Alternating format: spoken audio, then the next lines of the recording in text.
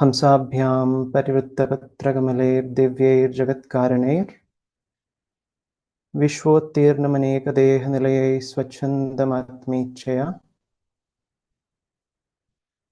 तद्योतं वदशाम्भवं तु चरणं दीपाङ्गुरं ग्राहिणं प्रत्यक्षाक्षरविग्रहं गुरुपदं ध्यायेत् विभुं शाश्वतम् अगाधसंशयाम्बोधिं समुत्तरणतारिणीं वन्दे विचित्रार्थपदां चित्रां तां गुरुभारतीं सन्न्यासाश्रमधर्मविधात्रीं ब्रह्मज्ञानसुधारसधात्रीं सद्गुरुरूपधरां सर्वज्ञाम् अमृतानन्दमयीं प्रणमामि। भैरवं रुद्रं शिवतन्त्रम् आलयं करुणालयं नमामि भगवत्पादशङ्करं लोकशङ्करं शङ्करं शङ्कराचार्यं महन्तम् अभिनवगुप्तं शैव शङ्कर अवतारीतम् ईश्वरस्वरूपं पुनः पुनः नमामि। यस्योन्मेषनिमेषाभ्यां जगतः प्रलयोदयो तं शक्तिचक्रविभवप्रभवं शङ्करं स्तुमः।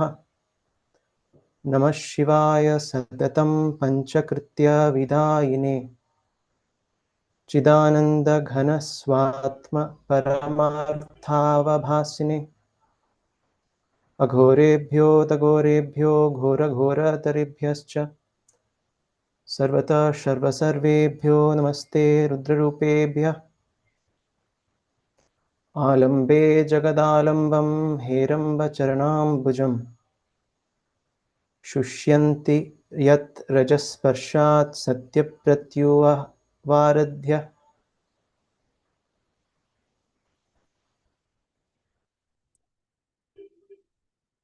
My heartfelt pranams to each and every one of you. Firstly, I want to express my gratitude to Dr. Ramanand and the entire team at Abhinavagupta Institute of Advanced Studies for initiating this important initiative, which is a study circle on Tantra, and that is a need of this time, especially when there are so many concepts in Tantra that needs to be understood properly. And my gratitude for inviting me to do this inaugural talk on the Gaṇeśa tattva rahasyam. Our intention today is to do a vichara on this tattva because it's the most important tattva to grasp in the life of a sadhaka. Before we begin, a disclaimer. I am only a sadhaka just like you. So think of this like a Satsangha. We will do an anusandhana on this tattva, touching upon the main topics of Gaṇeśa tattva from a tantric point of view. And this is just scraping the surface of this topic because it's a very, very deep and profound topic. Whatever I express which is correct and is in line with the tradition, this is Guru Mahima, and whatever is wrong, it is my mistake. And so then we can begin our understanding of this. Before we get into Gaṇeśa tattva, it's important to probably set a context for understanding the tattva itself. And what I mean is we have to understand what we pursue in our lives. We try to achieve certain things, we try to acquire certain things, and in this pursuit we get certain degrees of satisfaction. But inevitably this satisfaction is transitory in nature. It stays with us for some time and then it goes away. As seekers, we have come to a point where we have understood that there is something wrong in this system, right? Which is you have transitory happiness and then it goes away. You're not feeling complete. You're not coming to that state where this is enough. And so we are invited into a deeper examination of life. And in this deeper examination, we visit a place called Nidra Loka every day, where without any objective phenomena happening, we sleep very well, we feel very refreshed, we feel energized. And then we come out, and although nothing's happened, we still feel that there was so much of happiness. But again, this is when we sleep, and when we are back into the world, we still recognize that that state has gone. This invites us to further examine. And when we further examine, we understand that there are certain circumstances which gives us a glimpse into something that's perhaps more important than sleep itself. Suppose we are watching a series on Netflix. It's 2 o'clock in the night, and the episode is reaching a climax. We are feeling very, very sleepy, but we resist that sleep. We don't want to go into that sleep because we want to watch that.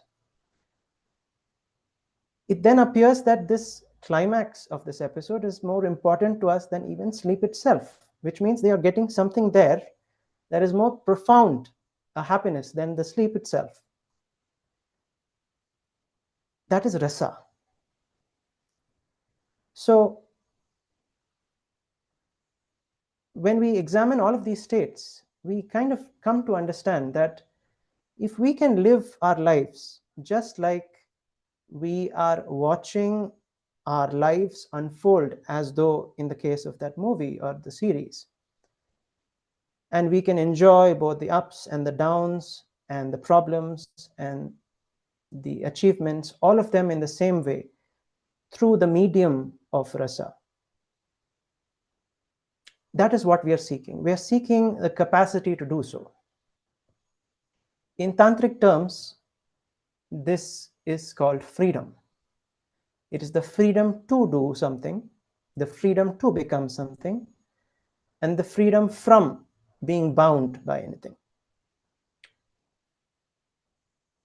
There's a technical term for it, which is swatantriya. But we don't have this swatantriya in our lives. And so we are dependent. And this is where the problem begins. If we ask ourselves, then why are we dependent? Then the Shastra tells us that it's because we have not recognized our true nature. What is our true nature? Chaitanyam Atma. That's what the Shiva Sutra says. The self is consciousness which is full of swatantriya. So if it is our true nature and it is always present, then why is it not recognized? Why is it that I'm not experiencing that true nature at this point of time? This is because of ignorance. What is that ignorance? Ignorance is called mala. So you have jnanam bandhaha, ajnanam bandhaha, yonivarga kalashariram. For those who have studied the Shiva Sutra, they understand these are 3 different types of malas. The anava mala, the maya mala, and the karma mala. So ignorance is the mala, and that is what prevents us from recognizing our nature and recognizing the swatantriya that comes as it is the nature of our experience. The true nature of our experience is that. So what causes this mala? What's the primary place from which this mala comes from, right? Because there is only one consciousness, only one true self. It is that swatantriya itself that causes the mala, right? So swatantriya therefore has 2 ways of functioning. One is it has the effect of creating ignorance by shrouding us, and then there is revelation and revealing one's nature. That is what we call anugraha. So the Swatantriya Shakti's capacity to limit and to reveal, this is what is called Ganapati. The limitation is called Vigna, and therefore, because he removes that limitation, he is called Vignakarta. He is called Vignaharta. Both the capacity to do so. So in one term, he is called Vigneshwara. So the means to attaining the Swatantriya Shakti, the means to attaining that state where we enjoy our own true nature in its fullest form, the Purnata, this begins with Vigneshwara, Gaṇeshwara. Gaṇeshwara because, as I said, limitation, and that limitation makes us what is called a Gana, accountable. Gana means somebody who is limited. And so he becomes the Lord of the Ganas, which is Gaṇeshwara. So we're going to discuss about this Lord, the Lord Gaṇeshwara. And to do so, the format that I have in mind is that I'm going to take 3 different levels of examination: the Stula, the Sukshma, and the Ati Sukshma. Stula is commonly known to all of us. It is the Pauranic Ganapati. We're not going to go much into the story part of Ganapati, etc., because it's something that all of us know. But just to summarize that whole episode, Parvati, Uma, who is Devi, is having a bath. She creates Ganapati as an offshoot of herself, and then he becomes the doorkeeper who prevents Lord Shiva from entering. And as a result of this fight, then he cuts off Ganapati's head. He restores it with an elephant's head and gives him the blessing of being worshipped first and being the Lord of the Ganas. This is the overall story that we have heard in the Puranas.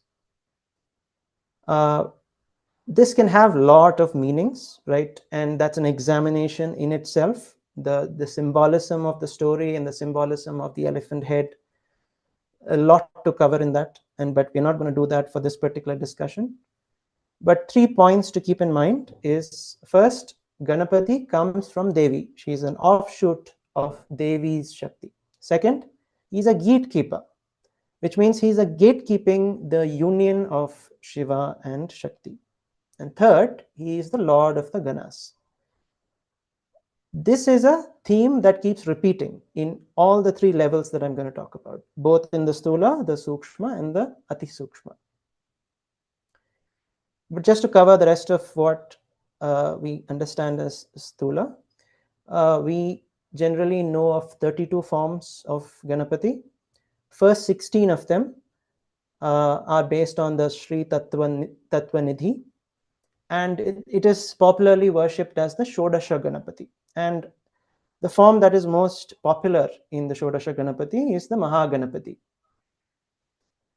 There is a tantric sect also that is devoted to this form, and then several other forms. Since I know most of you are also connected with Sri Vidya very intimately, so you'll also know about Shakti Ganapati, Uchishta Ganapati, Lakshmi Ganapati, etc.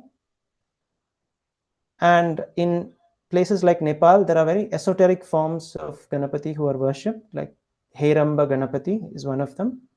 Heramba is one who is very dear to his mother, to Ambal. So he's called Heramba Ganapati over there. Basically, these forms are connected to Saguna Upasana. So we start with the Saguna Upasana, and we come to the point of the Anuttara Avastha. This is the whole journey of our spiritual life. We begin with Saguna Upasana and then we end in Anuttara Avastha. So Saguna Upasana is something very important. It is not to be ignored. It is not to be kept aside. For those who are take Ganapati as their Ishta Devata, who is part of their upasana. It is very, very important to know the nature of the forms of Ganapati, what the tattva that it holds, etc. But here, for the purpose of this particular talk, we are going to focus more on the Sukshma and the Ati Sukshma sections. The reason being that we cannot get into much of the details of Upasana in a public talk, right? Now we begin with Sukshma.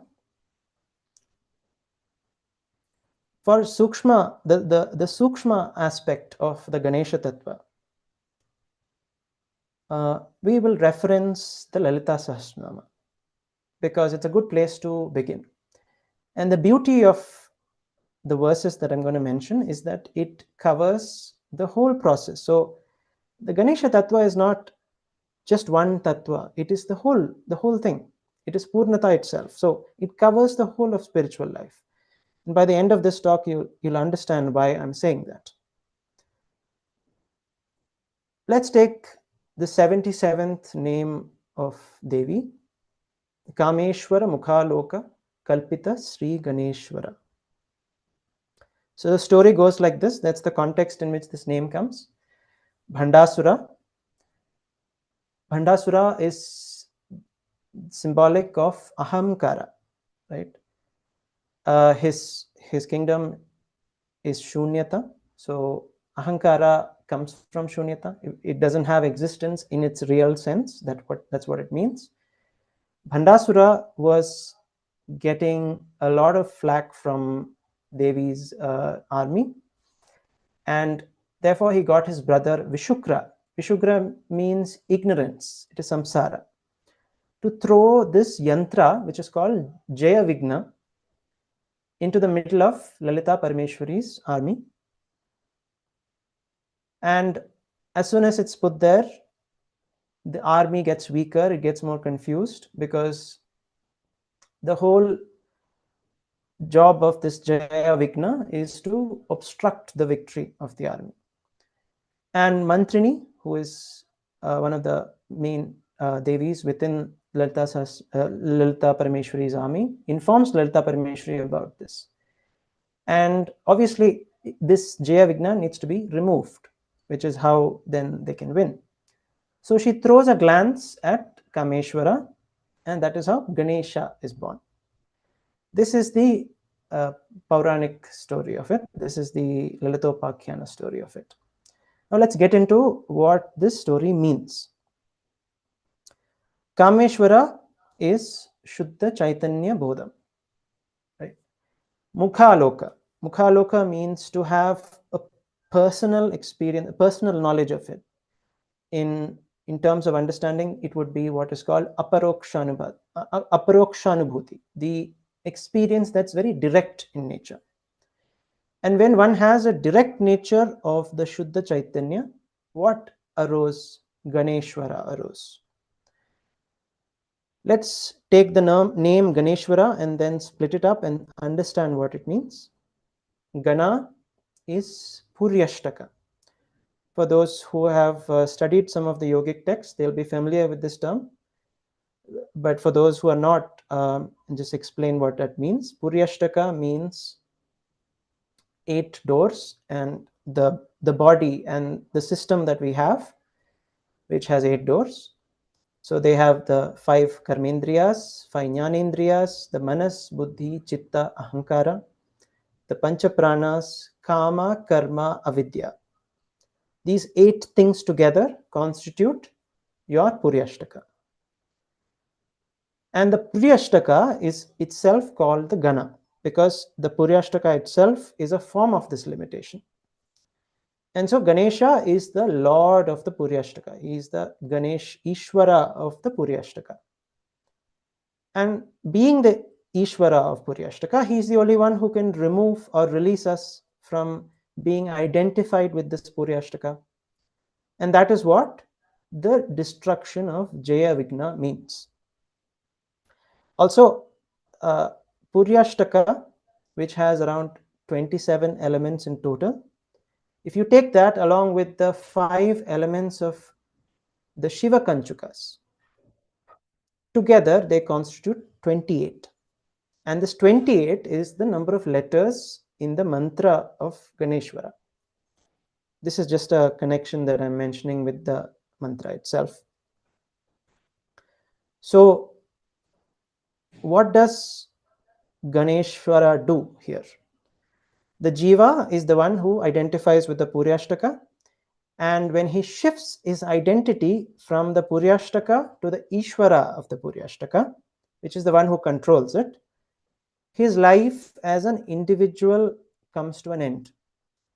And Gaṇeshvara is the one who enables this. He places us in his state, and this is where the real upasana begins. This process of releasing us from this identification with the Puryashtaka, this limitedness, is where the real upasana begins. So without Ganapati, upasana cannot begin. This is what this means. Now, since this talk has to be useful for all of us at the end of the day, spending some time on this, so I'll get into some details about the upasana, specifically from the Kashmira Shaiva perspective, and how Gaṇeśa tattva plays a role there. In general sadhana, in general tantric sadhana that we see, Ganapati is situated at the Mooladhara. We have the famous verse from the Ganapati Atharva Shirsha, which says, Tvam Mooladharastitosi Nityam.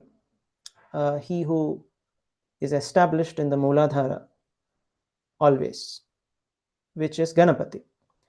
Now, because Moola Adhara, it is the root of the Puryashtaka that I mentioned, right?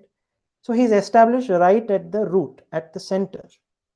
And so without him, nothing moves ahead. Which is the reason why in Kundalini sadhana, in various forms of Kundalini sadhana as well, Sri Vidya Tantra, for example, will begin with the upasana of Ganapati. There is a lot of understanding that one needs to have about what Ganapati Tattva means at the level of Mooladhara, but there's a much more expanded meaning if we start treating the Ganapati Tattva as a tattva that is more elaborate, more profound, more deeper than that. For example, in the Dehastha Devata Chakra Stotra, Prana Tanum Ganapatim Vande is what is mentioned. So here Ganapati is Prana and Vatuka Bhairava is Apana. Ganapati and Vatuka are seen to be brothers of Uma, Parvati. Vatuka is also sometimes taken to be Skanda in non-tantric tradition. So there's a connection between prana and apana in that sense, and in that sense, within the body, the Ganapati operates as prana. Now, can we go even further? Can we go deeper than that? If we take another set of deities and we start understanding our breadth with respect to that, Ganapati is the gap and Hanuman is the breath. So you have the breath moving and the gap between the breath, the place where the breath stops, that is Ganapati. Now, a lot of things will begin from here. One, earlier I mentioned about the story of Ganapati. Now, Ganapati is the gap. Ganapati is the gap means that he is the gatekeeper, because this gap is the entryway for the union of Shiva and Shakti. So it is through Ganapati that we can enter, and it is through Ganapati that Shiva Shakti Samarasya can happen. So there is a lot of value in trying to understand what this gap means, and that's what we're going to do. This gap is the primary focus that should be there in terms of upasana. Why? Because it's called Sandhi, or it is called Guru Shabda. So when it is when it is stated in the tantric text that one should focus on the Guru Shabda, it means that one must focus on this gap. To elaborate the importance of this gap, let me share a story from the great Shaivacharya Swami Lakshmanju, where he has mentioned about how he got Diksha and the upasana that he did with respect to this gap. So Swami Lakshmanju got his Diksha from his master, and he was very excited because he had received something that's very profound, and he started practicing. The practice was simple. It was basically a meditation on the breath itself, and he started practicing it day and night, and he did not refer to his guru further to get further instructions and things like that. So he was exhaling and then inhaling, and he was keeping his awareness always. Because obviously with Swamiji, it is more like a display which he needs to teach us something, and so take it in that sense. But when he kept on keeping his awareness on the breath, after some time, because the trishna to realize God was so high, he became very dismayed because nothing was happening, right? And he cried. He felt so bad that nothing is happening that he cried himself to sleep. And in this sleep, he had a dream. In this dream, he thought, let me go to the ashram and seek the guidance of my master on this particular problem. So he goes to the ashram in the dream. And when he goes to the ashram, instead of seeing his master, his guru, he sees his Parama Guru.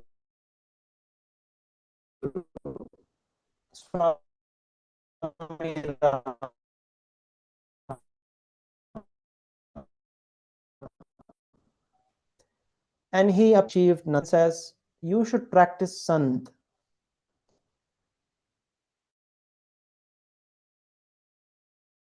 Yeah, you are not audible. So pretty excited with this whole dream. He gets up. Yeah, can you hear me?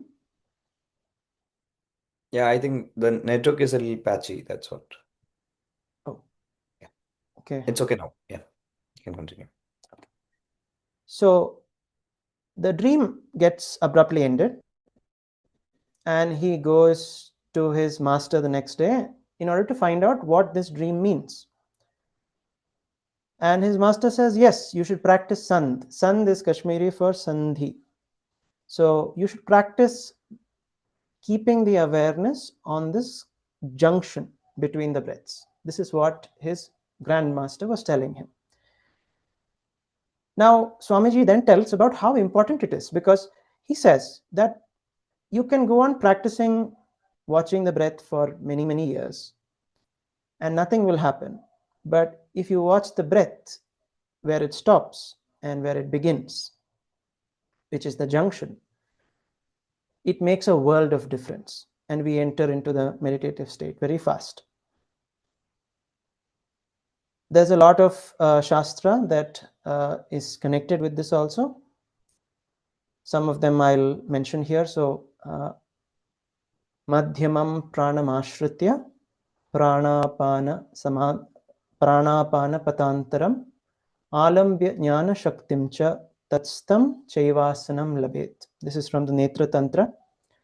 It says that on the pathway of your breath, maintain continuously refreshed and full awareness on and in the center of the breathing in and the breathing out. This is the force, and this is the internal asana. Na diva pujayet devam ratrau naivacha archayet deva devesham dinaratri parikshayet. Do not worship the Lord in the day, do not worship the Lord in the night. The Lord should be worshipped at the point of the meeting of day and night. It's referring to the external sandhya, but it is actually referring to the internal sandhya. This is from the Tantra Loka. And there are so many references of this coming up in the Shiva Sutra, the Spandakarika, the Vijnana Bhairava. And so it is a very important practice of sandhi, focusing and keeping one-pointedness on sandhi is very, very important in Kashmir Shaivism. Now, does it have to be between the breath alone? Many of us are mantra upasakas, so the gap should be also between the mantra, it can be between movements, but basically between two perceptions, the sandhi is to be entered into. Now, what happens when we enter into sandhi?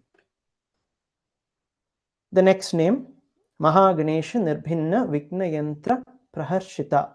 This Gaṇeshwara, he destroys this yantra, and seeing this, Lalitampika is delighted. Praharshita. What does this mean? Suppose we are keeping our one-pointedness on sandhi. It will get bigger and bigger. And finally, the nirvikalpa avastha comes. Now the gap, so the breath in, the breath out, the gap is there. The gap comes and goes. But if the gap is focused on and our one-pointed attention is on the gap, then it starts revealing something that underlies both the breath as well as all of experience. So it is in this state that in pranopasana, the breath stops and a natural kumbhaka will take place. In this state, if Guru Kripa is there, and why I say that is because upasana always means we can go close to something. We can be near the true nature. We can go close to the awareness of our true nature. But to merge into it, we require Guru Kripa. So Guru Kripa is that magic which pushes us into it. We experience, if Guru Kripa is there, we get merged into this, and there is this experience of Chit Vastu, which is not only present in the gap, but also it is the place of the origin, it is the background, and it is also the final point where all that is manifest comes and dissolves. It is that foundational basis, that foundational awareness in which everything exists. This Chit Vastu is the Atma, it is the self.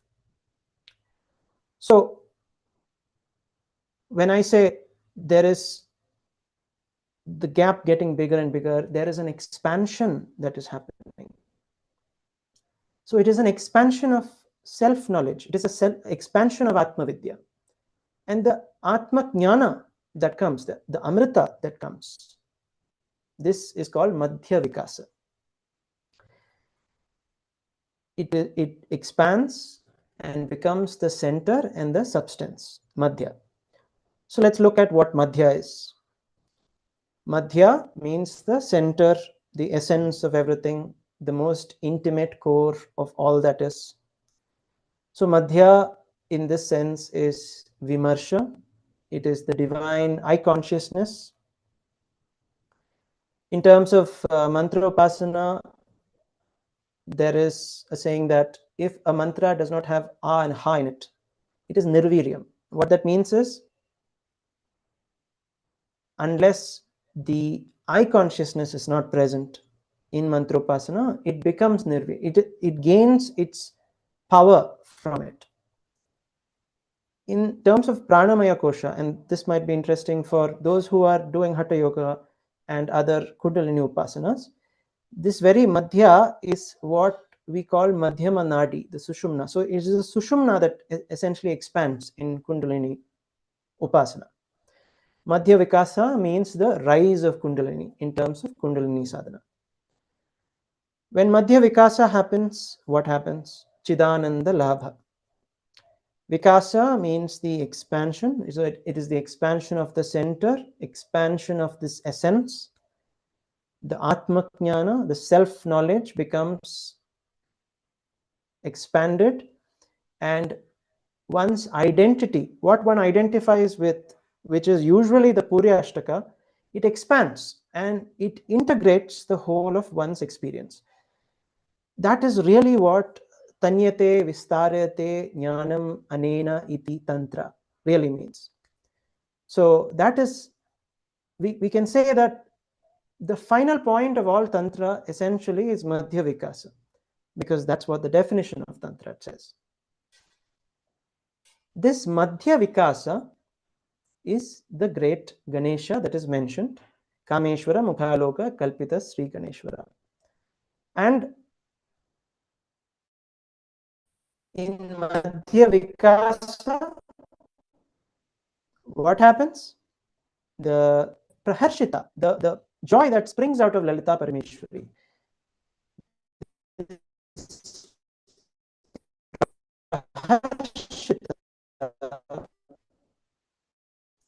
is Chidananda Labha.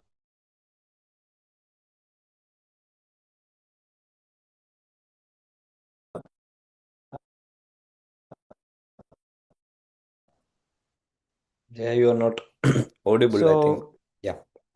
Can you repeat it that? I think we missed that part, yeah. The Praharshida part. Yeah. she, I think he's one second. yeah, There? we Can can you hear hear me? now. But we missed that part. I mean, the last part which we were talking about, the Praharshida part. No worries, no worries. I Yeah. love to repeat these things. Yeah. So, Madhya Vikasa is the great Ganesha that is mentioned. And when Madhya Vikasa happens, what happens? Chidananda Labha. Chidananda Labha is the Praharshita that is mentioned here. It is Lalita Parameshwari's innate joy that springs out, and we experience this. So it is not connected with a deity in the sense that this is a part of a story and it has happened, and therefore we can formulate this concept of Praharshita. But it is something that happens. That is why there is a joy, this intense bliss that happens, a Veda Diksha that happens when Kundalini rises, and that experience is called Praharshita. Chidananda labhe dehadishu chetyamane swapi chidaikyatmya pratipatti dhartyam jivan muktihi. When one obtains that Chidananda, Chidaikyatmya pratipatti dhartyam, when one becomes established in being identified with that chit, that chit vastu. Api dehadishu chetyamane, even the body, etc., the Puryashtaka feels like it is identical with chit. That means when we have reached this point, we experience everything as that ekarasam. How do we get to this point? Bhandasura Nirmukta Shastra Pratyastra Varshini, the next name, which means after the Vikna Yantra is destroyed, Bhandasura throws multiple arrows. He uses a Shastra, which is a hand-held weapon, and Pratyastra is in return, in combating that. Devi uses a astra, which is something that flies off the hand.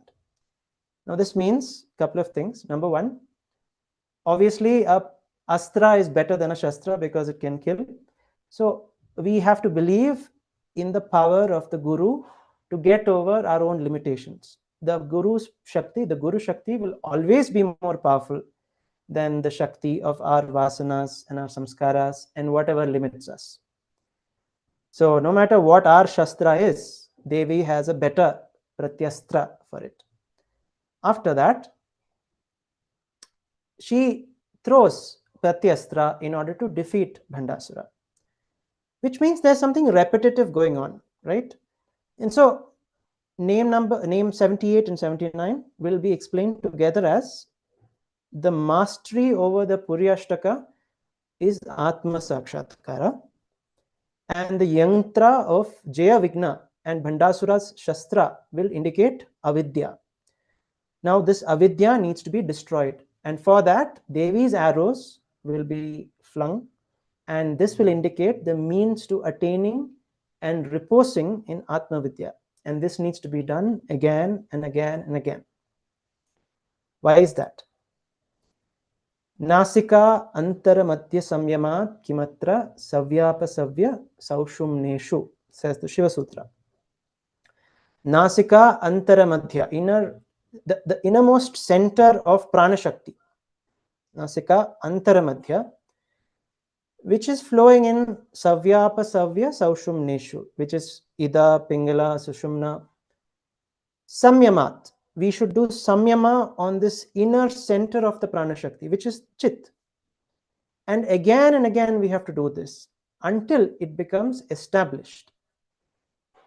If that becomes established, then no matter which nadi it flows through, whether it be the ida, the pingala, or the sushumna, through the constant practice of awareness of reality, that is the center of the innermost state of prana shakti, that is the samvit, then this abidance in the awareness happens, in the supreme I consciousness happens.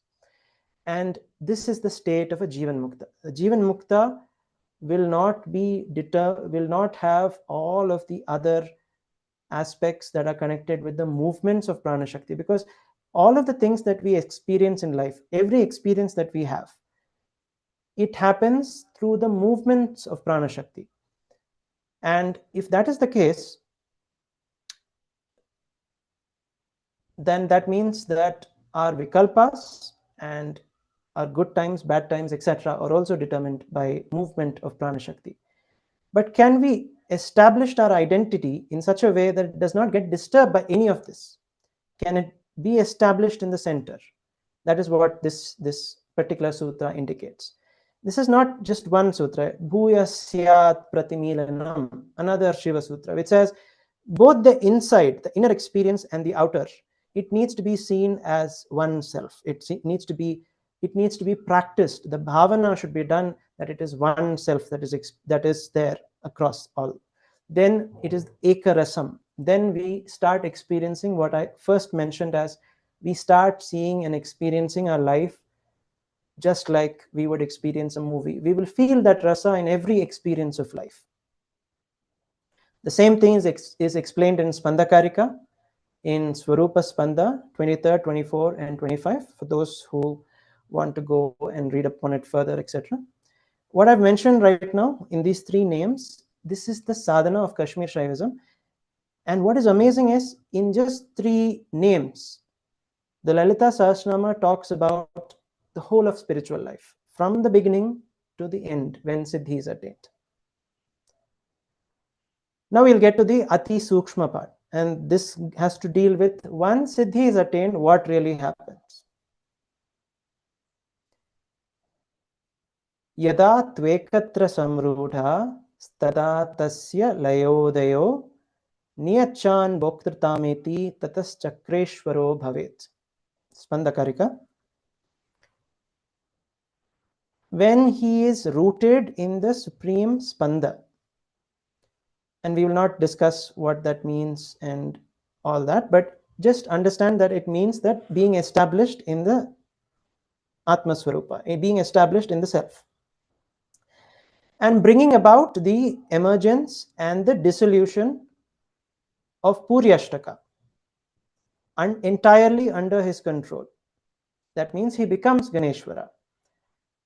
Then he becomes the real enjoyer, assimilating all of the objective categories from earth up to Shiva by the process of recognition, and rises to the state of the supreme experient.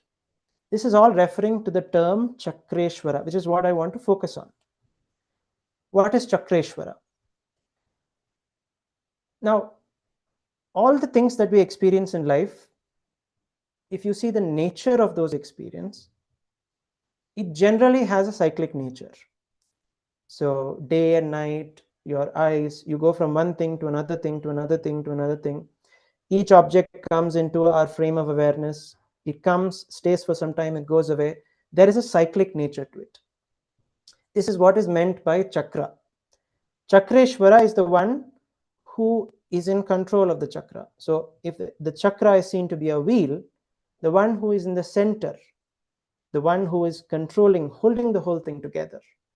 So the real question is, if chakra means everything that's happening, everything that's being experienced, who is it happening to?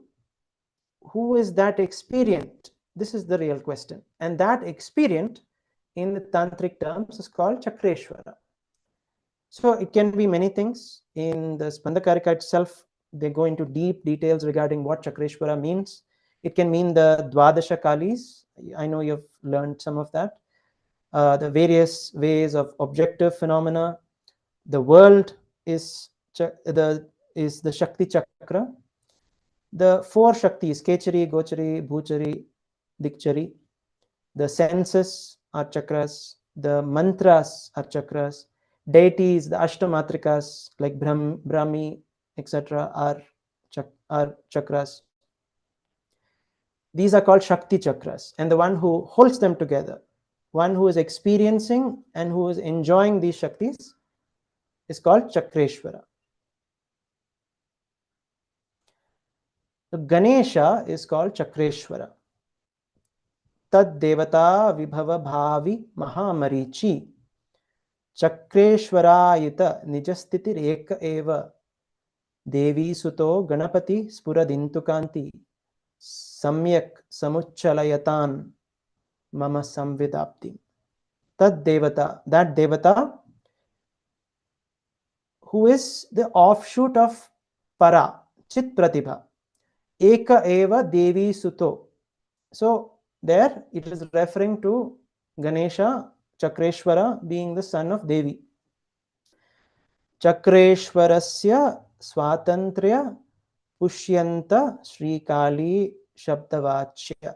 That's Sri Kali, Kala Sankarshini, who is expressed as Vak, Shabda, Vachya, nourishes the sovereignty of the Lord of the Wheels, Chakreshwara. Spuradintu Kantim, he shining like the full moon, which indicates that Chakreshwara is the sthiti where he is Purna. That Ganapati, he is Nijasthiti, he is established in his nature as Chakreshwara. Here the primary Shakti Chakra that is mentioned, because this is the Tantra Loka, is the Para, Apara, Para, Para, Vibhava, Bhavi, Mahamarichi. And from this three Shaktis, Para, Apara, Para, Para, all the other Shakti Chakras come. And Gaṇeshwara is the Ishvara of this primary Shakti Chakra. He is the experience. He is the Parapramata in this sense. Let that Ganapati, Uchchalati, Samyata, let him penetrate, let him nourish, let him uplift the Samvidapti, the ocean of consciousness. What ocean of consciousness is Abhinavagupta referring to here? The Tantra Loka itself. So, this prayer to Ganapati is essentially, and this is being prayed by a Siddha, right? Bhairava himself. The Ganapati tattva that is mentioned, which is Chakreshwarata, this is present in each and every word of the Tantra Loka and also in the Tantra Sara. So, to understand the Ganapati tattva will be to understand the very nature, the essence of Tantra Loka. To understand the very essence of spiritual life itself. So Ganapati is therefore the beginning and the end of our spiritual path, and this is his reality. Gaṇeśa tattva rahasyam. Let us pray to that Chakreshwara, the Lord of Ganas, our Lord. By his grace, let him lift us and give us entry to the experience of our own nature. Iti Shiva. Offering these words at the lotus feet of Sri Guru, let's conclude with some prayers. Purnamata Purnamidam Purnat Purnamudachyate Purnasya Purnamataya Purnameva Vashishyate. Om Shanti Shanti. Sri Gurubhyo Namaha. Hari Om.